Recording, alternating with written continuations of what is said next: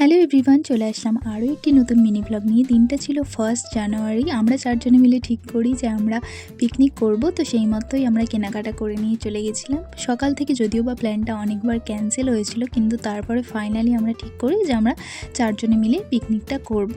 তো তারপর সেই মতো কেনাকাটা করে নিয়ে চলে এলাম। তারপর স্নান টান সেরে আমরা চলে এসেছিলাম সঙ্গীতাদের বাড়িতে, মানে যেখানে আমাদের পিকনিকটা হবে। আসলে আমাদের সমস্ত পিকনিকই কিন্তু সঙ্গীতাদের বাড়িতেই হয়। যতগুলো পিকনিক আমরা বন্ধুরা মিলে করি, আমাদের কিন্তু সমস্ত পিকনিক সঙ্গীতাদের বাড়িতেই হয়। তো তারপর ওর ওখানে রাগের কারণটা বলি, আসলে ও উনুনটা জ্বালাতে ব্যর্থ হয়েছে, তো সেই জন্য একটু রাগ দেখাচ্ছে। তারপরে দেখো, কাজটা করতে গিয়ে করতে পারবে না বলে হাত তুলে দিল, ব্যাস চলে গেল আমাদের গিন্নি কাজটা করতে। তারপর ফ্যানটা, ও মা দেখি ফ্যানটা নিয়ে আবার আমাকেই খাওয়াতে আসছে। তো আমি পেঁয়াজ কেটেছি, যেহেতু পেঁয়াজটা কড়াতে দেওয়ার দায়িত্বটাও আমার, তো পেঁয়াজটা কড়াতে দিয়ে দিলাম। তারপর দেখো, এখানে দেখতে দেখতে কিন্তু বিরিয়ানির লেয়ারিংও শুরু হয়ে গেছে।